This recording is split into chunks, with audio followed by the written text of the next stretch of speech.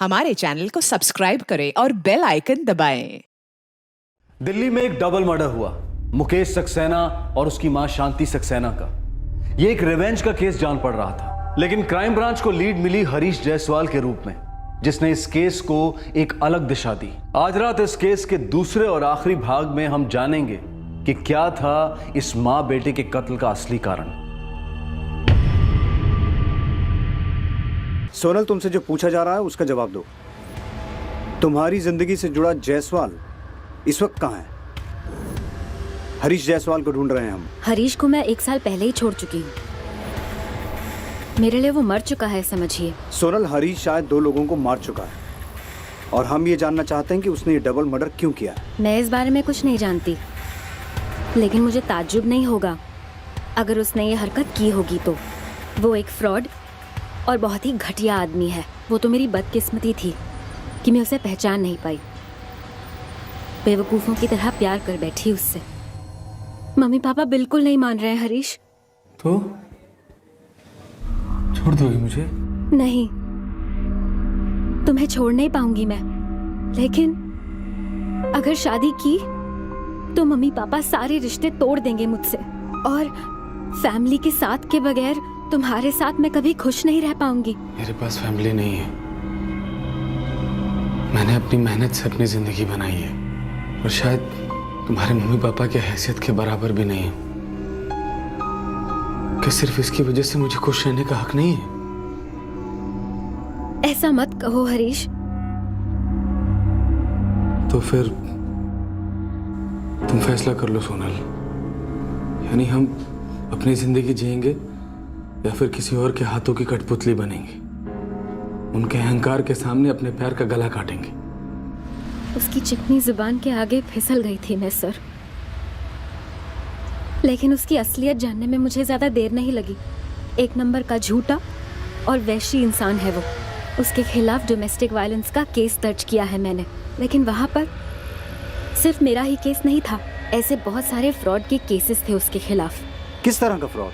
लोगों के लिए लोन अरेंज किया करता था वो, और फिर धोखे से उनके पैसे हड़प लिया करता था। सोनल, तुम मुकेश सक्सेना को जानती थी? जी नहीं, पहली बार नाम सुन रही हूँ। मुकेश हरीश का दोस्त था और हमें ये शक है कि हरीश ने मुकेश का कत्ल किया है, और उसकी माँ का भी। उम्मीद करती हूँ कि हरीश जल्द ही पकड़ा जाए। उसका और कोई दोस्त या रिश्तेदार? मुझे हरीश के बारे में कुछ नहीं मालूम। हरीश जायसवाल का पंजाब का एड्रेस है हमारे पास, और कुछ नहीं। और वो भी शायद उसकी तरह झूठा ही होगा। फिर भी एक टीम भेज दो पंजाब, शायद कोई इन्फॉर्मेशन मिले। सर, ये दोनों दोस्त हरीश और मुकेश, इनके अतीत में एक चीज तो कॉमन है। Yes sir, cheating. हरीश ने चीटिंग करके सोनल से शादी की और मुकेश ने चीटिंग करके स्मिता से शादी की। बंसल, अंग्रेजी में कहावत है, birds of the same feather flock together. दोनों एक ही थाली के चट्टे बट्टे। हरीश जायसवाल? सॉरी सर, मैंने तो इसके बारे में कभी नहीं सुना। पूजा जी, इस आदमी पर हमारा शक तगड़ा है। मुकेश के कॉल रिकॉर्ड्स बताते हैं कि उसकी हरीश जायसवाल से लगातार बात होती थी। कत्ल वाली रात भी उसकी हरीश से बात हुई थी, और कत्ल के बाद से हरीश का फोन स्विच ऑफ है। उसने अपना किराए वाला मकान भी खाली कर दिया है। सच कहूँ तो सर, हम कभी अपने भैया को जान ही नहीं पाए। पापा के गुजर जाने के बाद हमारी देखभाल, दुकान और घर संभालने में ही भैया लगे रहे। उनके कौन दोस्त थे, घर के बाहर उनकी क्या ज़िंदगी थी, ना उन्होंने कभी हमें बताया और ना कभी हमने पूछा। वो तो जब हमें उनकी उस बीमारी के बारे में पता चला, तब हमें मालूम पड़ा कि वो बुरी संगत में थे। नहीं सर, मैंने इस आदमी को शांति जी के घर आते जाते नहीं देखा। कभी भी नहीं देखा? नहीं सर, मेरा शांति जी के घर आना जाना सिर्फ तब तक था जब तक अस्मिता जिंदा थी। उसकी मौत के बाद ये दोनों माँ बेटे एकदम कटे कटे से रहने लगे थे।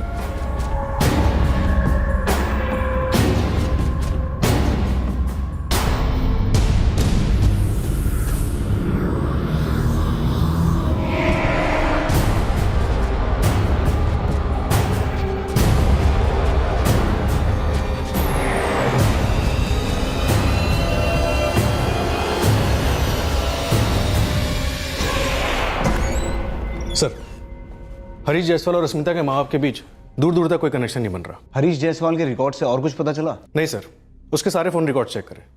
उसके सारे फ़ोन कॉल्स किसी ना किसी काम से रिलेटेड थे। किसी को लोन देना था, किसी को लोन लेना था। और जो टीम पंजाब गई थी उसके एड्रेस पे, उसका क्या हुआ? सर वहाँ उसके पेरेंट्स रहते हैं, लेकिन टीम को उनसे भी कुछ खास नहीं मिला। साहब, हरीश तो कई साल पहले घर छोड़ के चला गया। इस वक्त कहाँ है वो? वर्षों गुजर गए, न तो मैंने उसे कहीं देखा और न ही कभी फ़ोन पर बात की साहब। लेकिन घर क्यों छोड़ कर गया था वो? मेरा बेटा बचपन से ही गलत था। धोखेबाजी करना, झूठ बोलना, गुंडागिर्दी करना, यहाँ तक कि हर दूसरे दिन पुलिस वालों के डंडे खाता था या फिर गांव वालों के। वो सुधरा नहीं। फिर मैंने उससे कह दिया, या तो जुर्म छोड़ो या घर छोड़ो। साहब उसने घर छोड़ दिया। बड़ा अजीब लग रहा है बंसल। एक डबल मर्डर हुआ है और हमारे पास एक सिंगल सुराग नहीं है।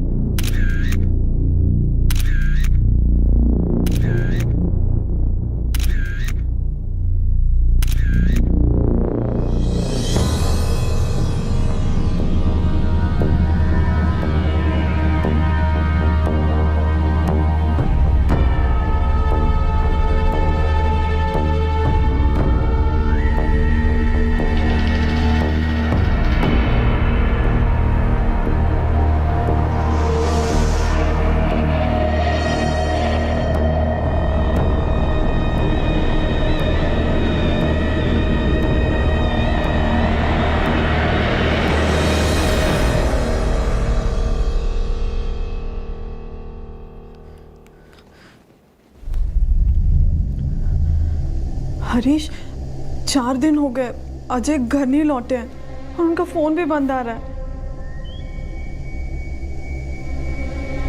अरे मेरी जान, ड्राइवर आदमी है तुम्हारा पति, कहीं फंस गया होगा, फोन खराब हो गया होगा। लेकिन पहले ऐसे कभी नहीं हुआ। हर चीज कभी ना कभी फर्स्ट टाइम होती है ना, इस बार फर्स्ट टाइम है। मैं पुलिस के पास जाऊं क्या? पागल जैसी बात न करो शीतल, थोड़ा टाइम दो बंदे को, लौटेगा या कॉल करेगा। और देखो, जल्दबाजी में पुलिस के चक्कर में पड़ने की जरूरत नहीं है, पुलिस से दूरी अच्छी है।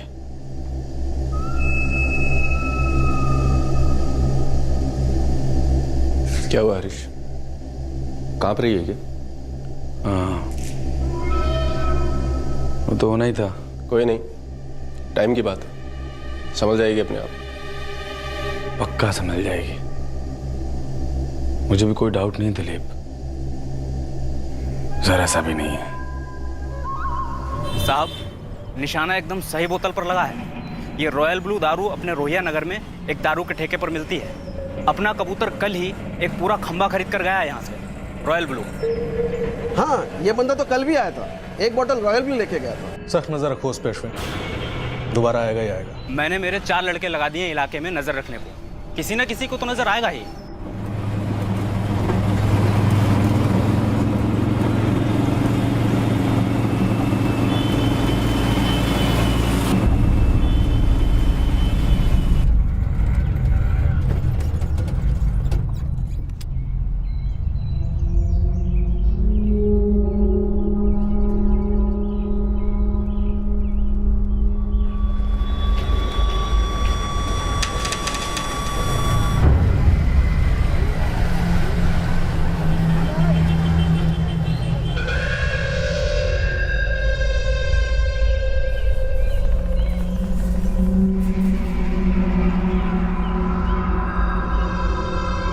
कहाँ है कबूतर? मेरी नाक के नीचे ही है, पीछा कर रहा हूँ, नजर से उड़ना नहीं चाहिए शाम।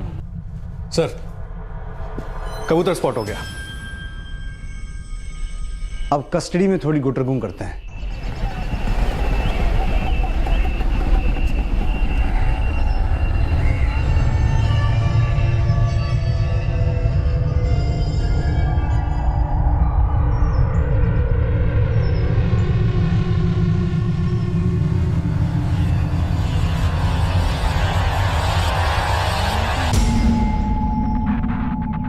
हरीश, मुझे बहुत डर लग रहा है, पता नहीं क्या होने वाला है। अरे मेरे रहते तुम्हें डरने की क्या जरूरत है, बैठो।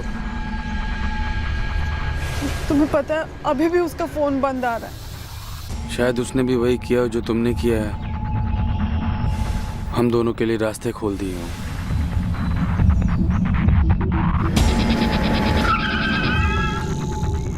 अंदर बैठा है, किसी भाभी के साथ गुटरगू चल रही है सर। देखो शीतल, तुम्हें, उसे और मुझे खुश हो जाना चाहिए कि आज के बाद तुम अजय को दोबारा नहीं देखोगी। तुमने ऐसे क्यों कहा कि मैं अजय को दोबारा नहीं देखूंगी? अरे क्योंकि इतने दिनों से उसने तुम्हें फोन नहीं किया है। क्या पता वो भी किसी के साथ भाग गया हो। वक्त आ गया है शीतल कि तुम भी अपनी जिंदगी का गियर बदल डालो, यू टर्न ले लो, कोई नया रास्ता पकड़ो। देखो शीतल, जब कोई चीज पहुंच के बाहर चली जाए तो वक्त रहते उसे छोड़ देने में ही समझदारी है। ना हरीश जायसवाल, हम पुलिस वाले कभी समझदारी से काम लेते ही नहीं, हमें आता ही नहीं। पता है क्यों? क्योंकि हमारी पहुंच के बाहर रहने वाला क्रिमिनल कभी पैदा ही नहीं होने वाला। मुकेश सक्सेना मेरा दोस्त था और मैं जानता हूं कि उसको और उसकी मां को किसी ने मार डाला, लेकिन आप लोग मुझ पे क्यों शक कर रहे हैं? क्योंकि तुम्हारी और मुकेश की एक कॉमन गर्लफ्रेंड हमारी गवाह बन गई। क्या? कौन? रॉयल ब्लू नाम है बंदी का। ये हरीश जायसवाल, तुम्हारी खास दोस्त। ये उस रात क्राइम सीन पर मौजूद थी, इसने हमसे कहा कि आप हरीश जायसवाल को उठवा लीजिए। उस रात हम तीनों साथ ही थे, मैं, मुकेश, हरीश। बड़ी रंगीन महफिल जमी हुई थी, पर तुम्हारी एक खास दोस्त ये नहीं बता पाई कि तुमने मुकेश का कत्ल क्यों किया।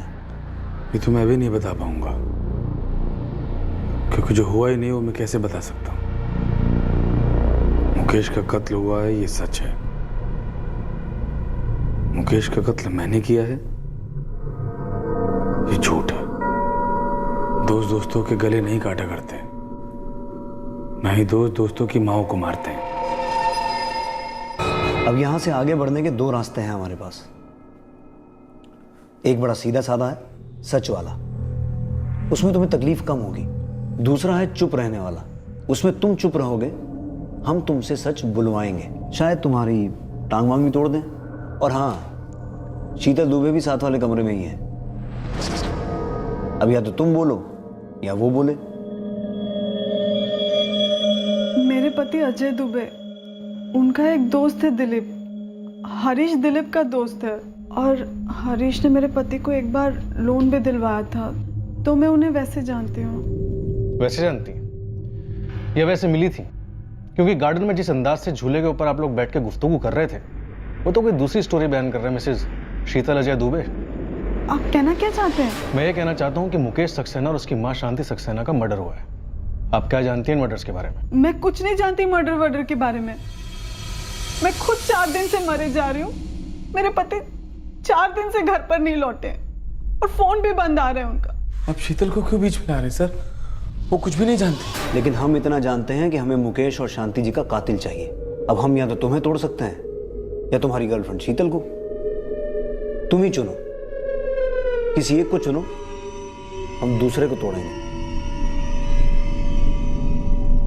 मुझे मुकेश की बीमारी के बारे में पता था। वो अपनी जिंदगी के आखिरी दिनों को गिन रहा था। यार इस डॉक्टर कह रहा था कि मैं पूरी तरह ठीक हो जाऊंगा। यार फिर भी ये HIV तो HIV होता है। तो तुमने उसका दर्द हमेशा हमेशा के लिए खत्म कर दिया, खुद ही तय कर लिया कि उसका आखिरी दिन कौन सा होगा। और शांति जी, वो किस तकलीफ में थी जो तुमने उनकी भी सेवा की?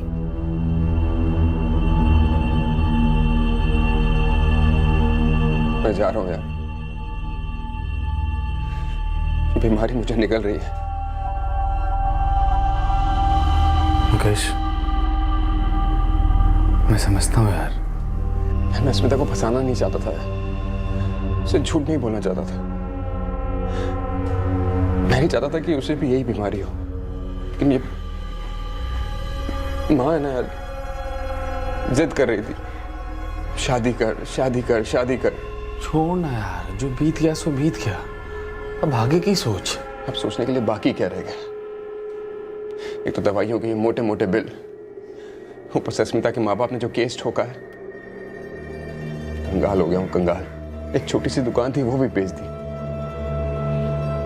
फिर भी पैसे पूरे नहीं पड़ रहे।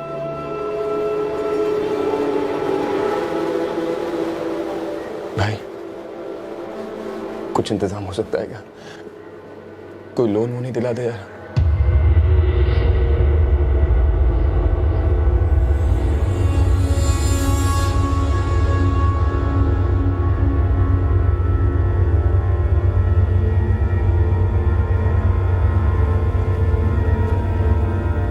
लोन वोन छोड़ और अभी के लिए ये रख ले।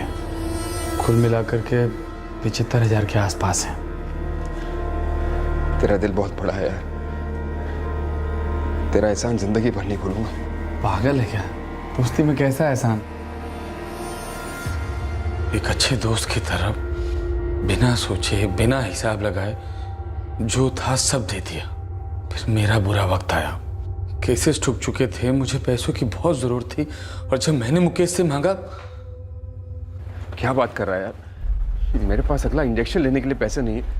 मैं तेरे 75,000 रुपए कहाँ से लौटाऊं यार? नहीं मांगता यार तुझसे, लेकिन पाई पाई इकट्ठा कर रहा हूँ। कुछ भी कर भाई, अगर पैसे नहीं लौटाए तो अंदर हो जाऊंगा।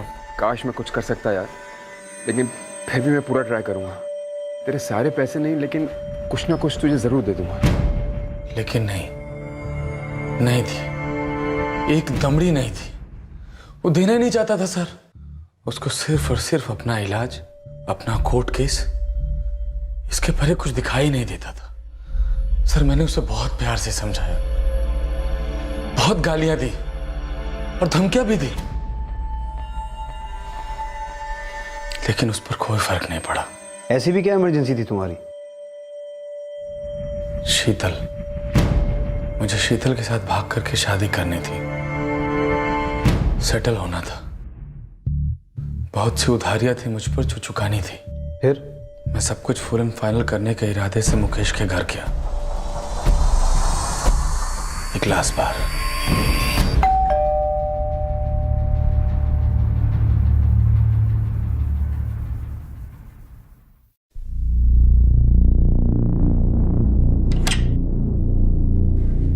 अरे आओ अंदर आओ।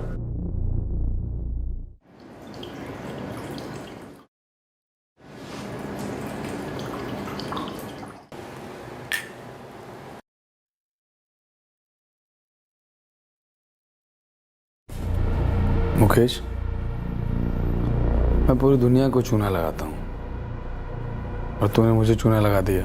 चूना तो तकदीर ने मुझे लगाया। हम दोनों बराबर ऐश किया करते थे, साथ में मजे करते थे, लेकिन फिर भी इस बीमारी ने तो मुझे ही पकड़ा ना। मुझे को हुई ये बीमारी। तेरे दुख से मेरा दुख रत्ती भर भी कम नहीं होने वाला। ऐसा कर, तू ये घर भेज दे, अपनी माँ के जेवर भेज दे, चाहे कुछ भी कर, मुझे मेरे पैसे चाहिए। पर तेरी जिंदगी तो 4 दिन की है, पर मेरे सामने तो पूरी की पूरी जिंदगी पड़ी हुई है, और वो भी 2-2 जिंदगियां। शीतल से शादी करने की सोच रहा हूँ। देख हरीश, जेवर की बात मत कर मेरे सामने। तू मेरी माँ है बे। वो अगर मैं इस घर को बेच दूंगा तो मैं मरने के बाद कहाँ रहेगी? वो कहाँ जाएगी? मैं तुझे पहले भी कह चुका, तुझे लौटाने के लिए मेरे पास एक फूटी कौड़ी तक नहीं।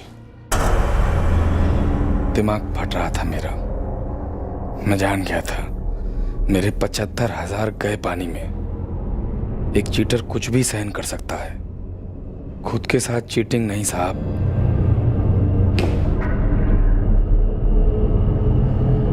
नशे ने गुस्से को और आग दे दी।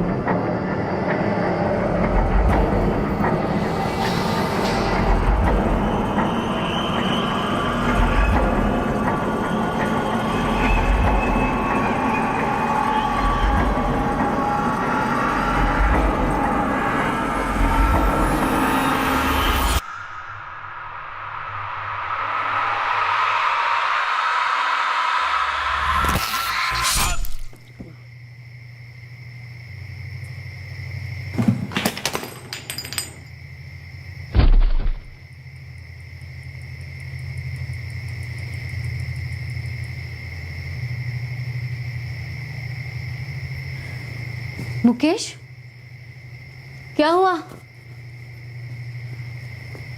क्या हुआ मुकेश? मुकेश! हरीश, ये क्या किया तूने? मुकेश, मुकेश आंखें खोलो। मुकेश की माँ ने मुझे देख लिया था। उसे नहीं मारता तो मैं पकड़ा जाता।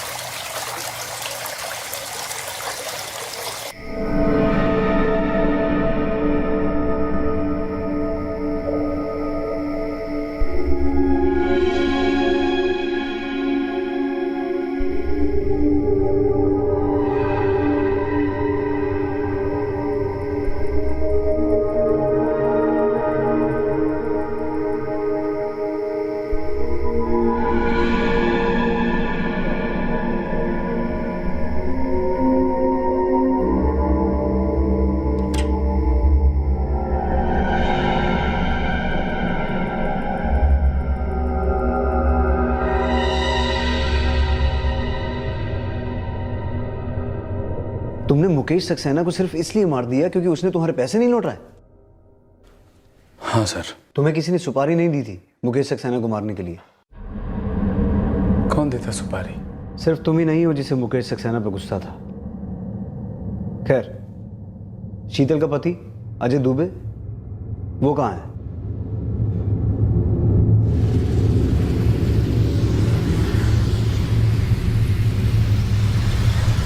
क्या भाई हरीश, कहाँ है गाड़ी? यार 1-1.5 घंटा तो कम से कम पहुंचते पहुंचते लग ही जाएगा। यार 8:30 तो बजे गए। एक काम करते हैं, किसी ढाबे वाबे पे रुकते हैं, रोटी वोटी तोड़ते हैं और क्या। चलो।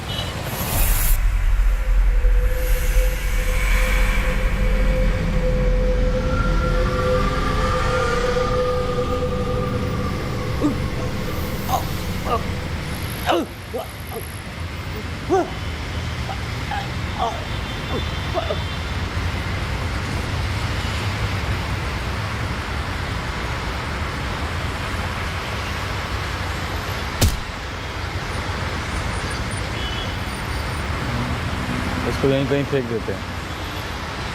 जब तक लाश किसी को नजर आएगी तब तक सड़ गल गई होगी। हाँ? चल उठा।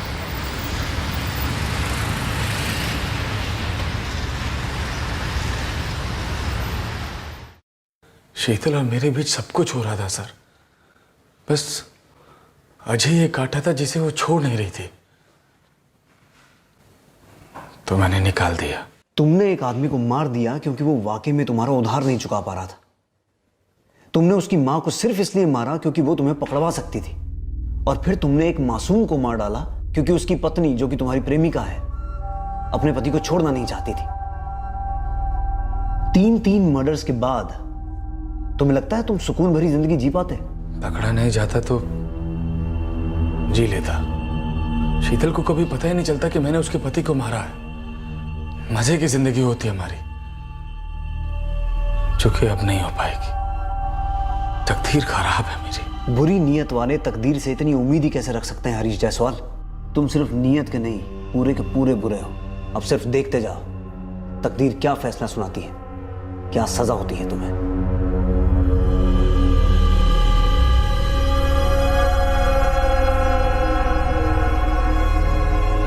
शीतल, हमने तुम्हारे पति की लाश बरामद की है। बहुत बुरी हालत में है, तुम पहचान भी नहीं पाओगी। हरीश ने? हाँ, कबूल किया उसने। बुरा लग रहा है? क्यों? अजय को तुम्हारी बेवफाई के बारे में पता चलता तो उसके अंदर कुछ ना कुछ तो जरूर मरता। लेकिन मैं उन्हें छोड़ना नहीं चाहती थी। चित भी मेरी, पट भी मेरी। लेकिन मैडम, ऐसा होता नहीं है। बेवफाइयों के कोई कायदे नहीं होते हैं, सिर्फ अंजाम होते हैं, बुरे अंजाम। दूसरों को और खुद को कहे गए झूठों का कोहरा कभी ना कभी तो हटता ही है।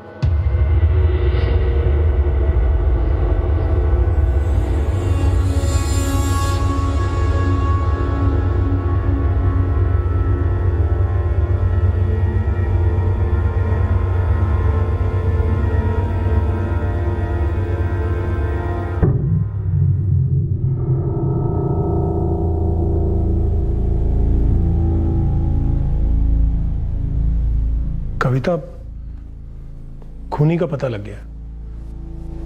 मुकेश का कोई दोस्त हरीश जायसवाल, पैसे का लेन देन था।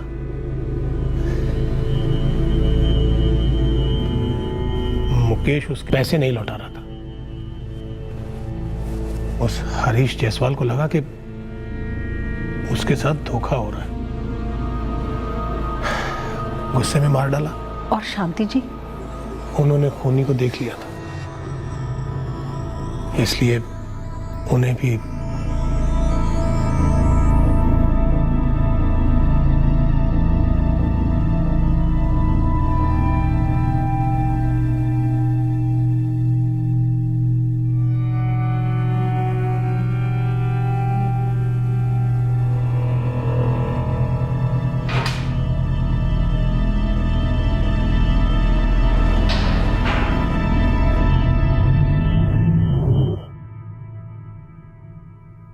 हर इंसान की जिंदगी में ऐसे मोड़ आते हैं जब जिंदगी की पटरी कोहरे से भरी एक अंधी गली की तरफ जाती है। कोई इस कोहरे में खुशी खुशी नहीं जाता, हर एक इस कोहरे में से बाहर निकलना चाहता है। लेकिन इस अंधी गली से निकलने के लिए कोहरे को हटाना पड़ता है, बढ़ाना नहीं। धुंध में चलाए गए हाथ पैर या फिर गोलियां अक्सर गलत निशाने पर ही लगती हैं, बेकसूर लोगों को चोट पहुंचाती हैं और उनकी जानें भी लेती हैं। वक्त पर इलाज के साथ मुकेश बेहतर जिंदगी बिता पाता। अस्मिता को इस तरह से बेवक्त तड़प तड़प कर मरने की नौबत नहीं आती, और ये हो ही नहीं सकता कि शीतल इस बात से अनजान थी कि हरीश के साथ अफेयर का मतलब है अपने पति अजय दुबे से धोखा। शायद वो अफेयर छुपा पाती, लेकिन हरीश का लालच इस समझौते को कभी कबूल ही नहीं कर पाता। ये शीतल का स्वार्थ था और मूर्खता भी कि उसने सोचा कि वो एक साथ दो नावों में सवार हो सकती है। हरीश जायसवाल को मुकेश सक्सेना और उसकी मां शांति सक्सेना के मर्डर के लिए आईपीसी की धारा 302 और सबूत मिटाने के लिए धारा 201 के तहत बुक किया गया है। साथ ही हरीश जायसवाल और दिलीप पर अजय दुबे के मर्डर के लिए आईपीसी की धारा 302, सबूत मिटाने के लिए धारा 201 और कॉमन इंटेंशन के लिए धारा 34 लगाई गई है। दिलीप ने क्राइम ब्रांच के सामने कबूल किया कि अजय के कत्ल से पहले वो इस बात को जानता था कि हरीश मुकेश और उसकी मां का कत्ल भी कर चुका है। उसने सोचा कि अगर हरीश एक डबल मर्डर करके बच सकता है तो फिर अजय का कत्ल भी कभी पकड़ में नहीं आएगा। ये सिर्फ दिलीप की गलतफहमी थी। हमारे आज के दूसरे केस में भी मुजरिम गलत ख्यालों के कोहरे में फंसा था। उसे लगा था कि जब सब कुछ जल जाता है तब बचता कुछ नहीं।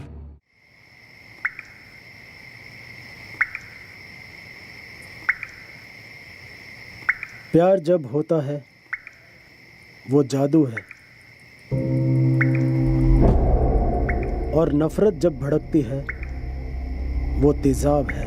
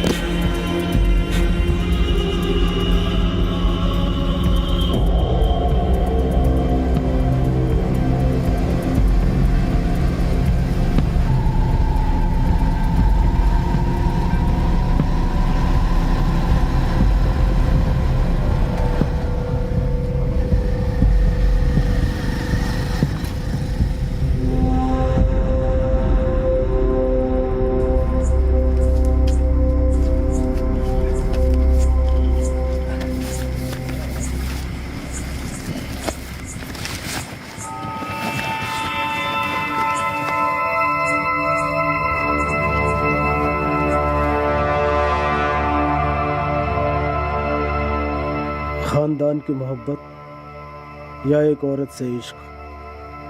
सच क्या है? नजर का धोखा क्या है? आखिर में हकीकत तो यही है कि मैं जलकर खाक हो रहा हूं।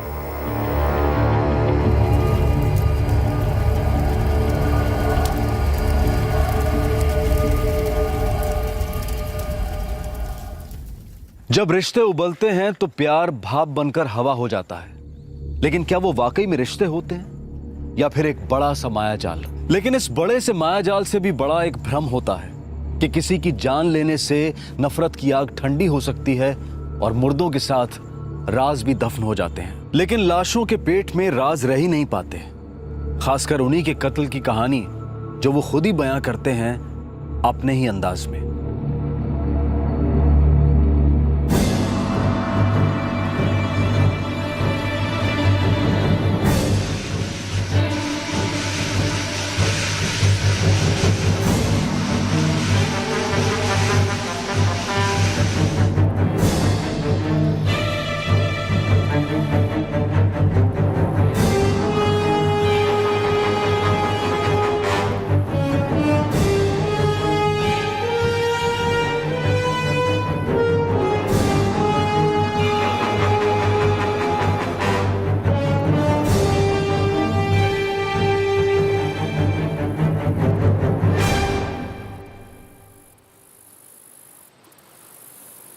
मैंने किसी को देखा नहीं साहब।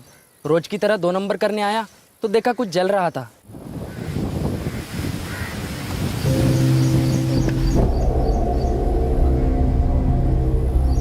मेरी नींद ही छूट गई साहब। मैं सोचा सवेरे सवेरे कौन क्या जला रहा, और बदबू भी बड़ी गंदी आ रही थी साहब। ऐसा लगा जरूर कोई लफड़ा है। पास से देखा तो बॉडी थी साहब, और देख के बहुत डर गया और तुरंत आपको ही फोन किया साहब। तुम सब लोग यहीं आसपास रहते हो? नहीं साहब, हम में से यहाँ कोई भी नहीं रहता है। हाँ साहब, पुलिस की गाड़ी आई करके देखने को आए। नायक सर, लगता है विक्टिम हैंडीकैप था। साहब ये देखिए,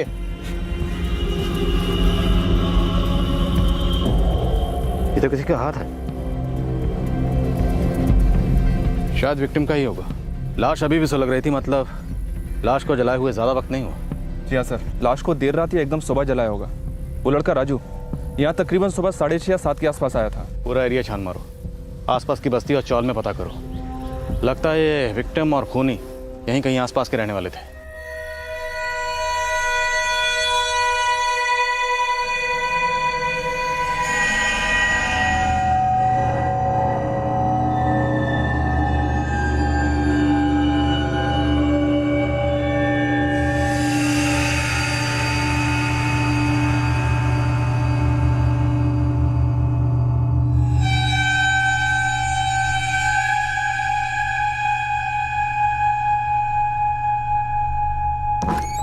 सर, पता चला है 2 आदमी मोटरसाइकिल पर एक भारी सी बोरी को लेकर जा रहे थे।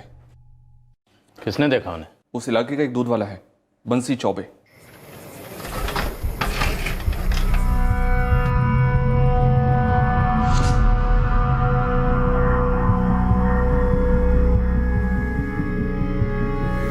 अबे ओए, क्या देख रहा है बे? चल निकल, हट हट।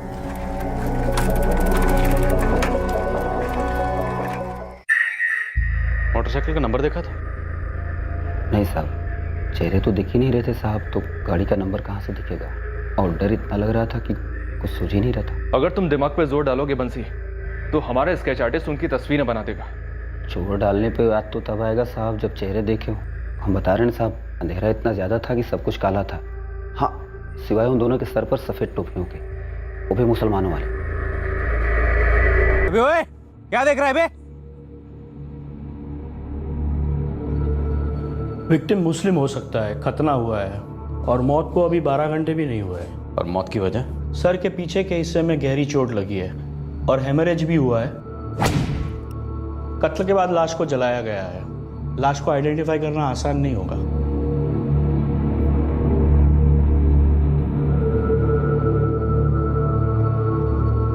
जाहिर है कि कत्ल के बाद लाश को जलाने की कोशिश उसकी आइडेंटिफिकेशन नामुमकिन करने के इरादे से की गई थी।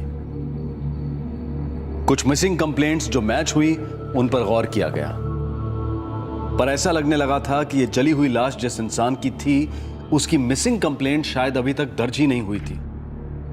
लेकिन रात के अंधेरे में उस लाश को ले जाने के लिए जो मोटरसाइकिल इस्तेमाल हुई थी उस पर रोशनी पड़ी, पर दिल्ली अभी बहुत दूर थी। अरे चाचा, एक पान लगाइए।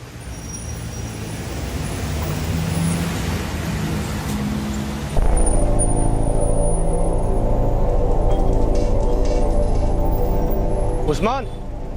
हाँ भाई। घर आओ। हाँ भाई। ये बाइक किसकी? 2 दिनों से यहाँ पे पड़ी हुई। मुझे क्या पता सागर भाई, मुझे तो लगा कि आपने किसी को बोला होगा खड़ी करने के लिए। अबे मैंने किसी को बोला होता तो तेरे से पूछता क्या मैं? कहीं ये कोई लफड़े वाली बाइक तो नहीं?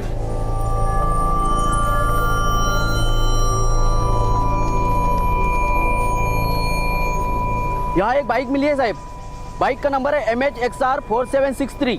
ये बाइक मुलुंड के काबरा गैरेज के बाहर 2 दिन से खड़ी है साहब।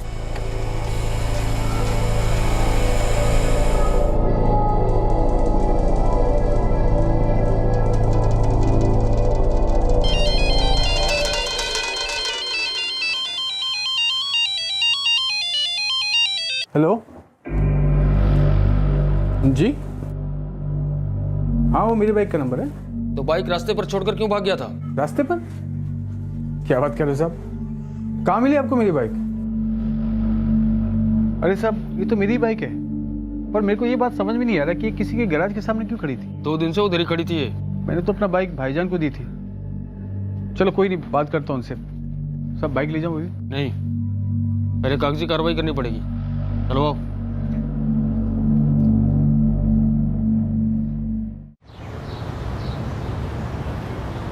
The number you have called is currently switched off. Please try again later.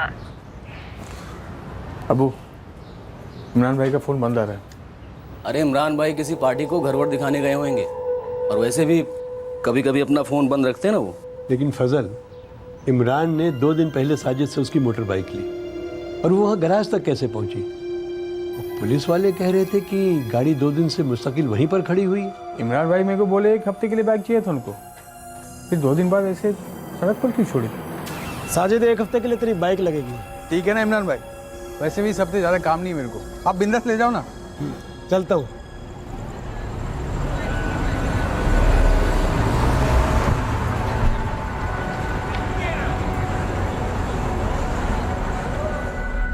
ये फ़ोन कब से बंद आ रहा है इमरान अहमद का? आज दोपहर से ट्राई कर रहा हूँ साहब। वैसे भाईजान ने 3 दिन पहले बाइक ली थी मुझसे, 11 जून को। 11 जून? कब ली थी 11 जून को? शाम का वक्त था साहब। भाईजान बोले कि 1 हफ्ते के लिए बाइक चाहिए मुझे। मैंने बोला ठीक है, वैसे भी मुझे काम नहीं था, मैंने दे दिया। लेकिन साहब आज आपके पुलिस स्टेशन से फ़ोन आया, बोले कि बाइक वहाँ 2 दिन से मुलुंड के किसी गैराज के सामने पड़ी है। अच्छा, ये तुम्हारा भाई रहता किधर है? उधर पता किया तुम लोगों ने? असल में क्या है साहब कि हमारे इमरान भाई किधर को रहते हैं हम लोग को नहीं मालूम, पर वो हमारे साथ नहीं रहते।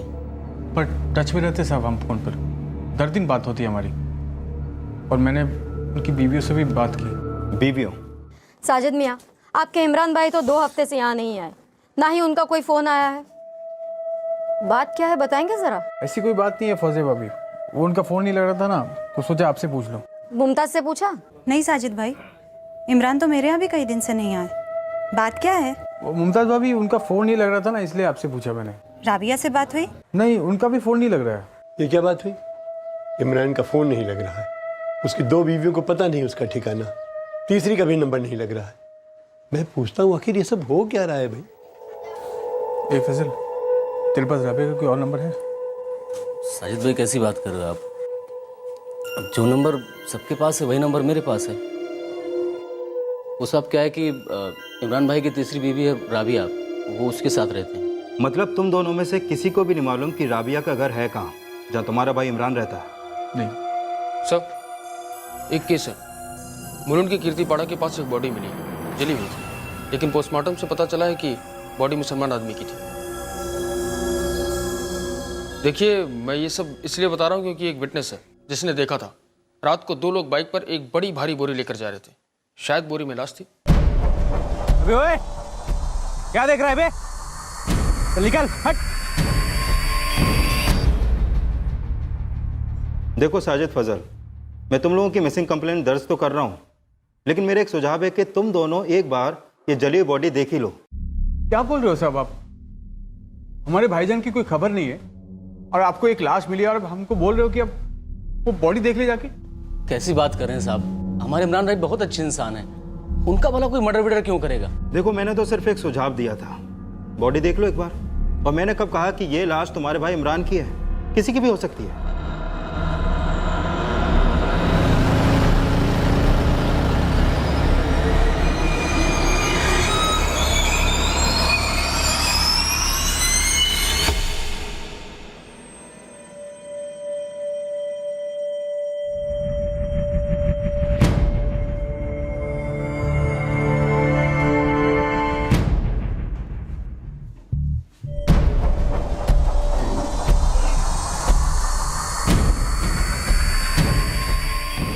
नहीं सर।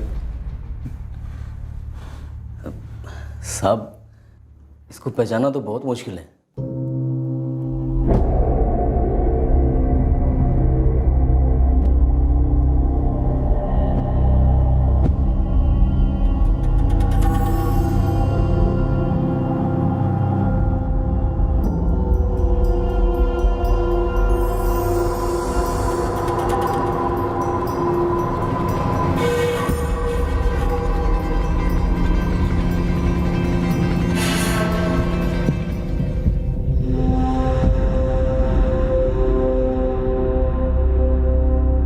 साहब, हम लोग क्या कोई भी इस लाश को पहचान नहीं सकेगा।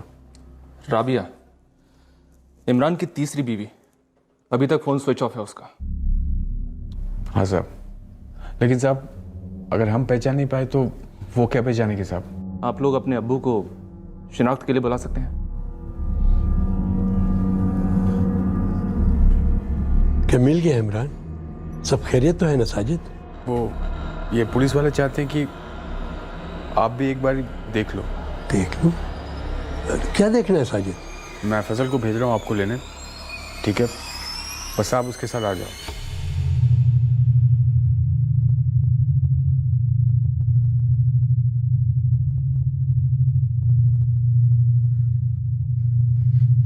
अब साहब, मुझे लग रहा है कि ये हमारे इमरान भाई नहीं है साहब। एक मिनट।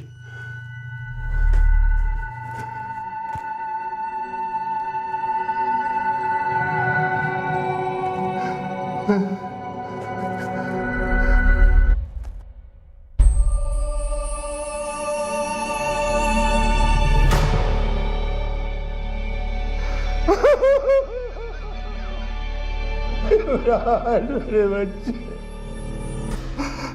साजिद, फजल, किसी ने पूरी कोशिश की इसका वजूद बुझाने की। मैं इसका बाप हूं ना, मैंने इसे पहचान लिया। मेरे बच्चे, इमरान, मेरे बच्चे, मेरे बच्चे इमरान।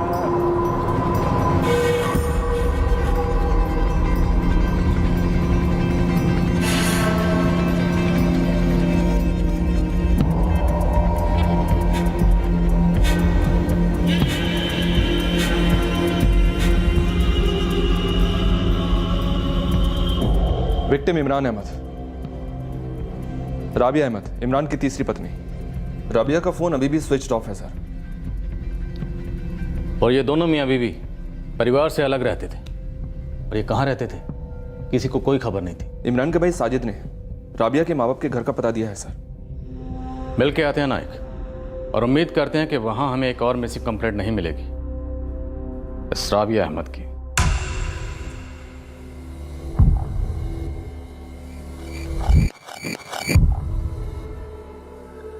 आइडेंटिटी मिटाने के इरादे से बुरी तरह से जलाई गई लावारिस लाश की आखिरकार शनाख्त हो चुकी थी।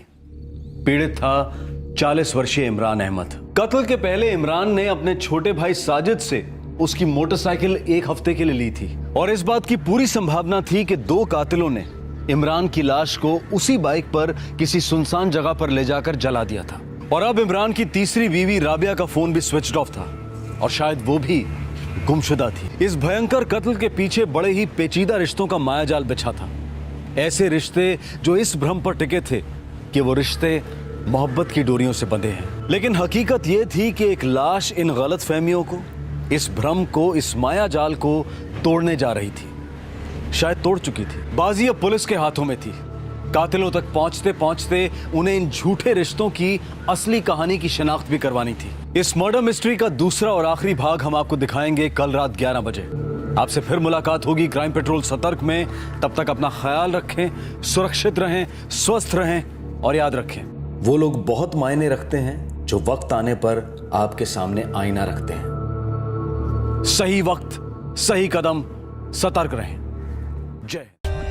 For more updates, subscribe to our channel, click the show links and enjoy watching the videos.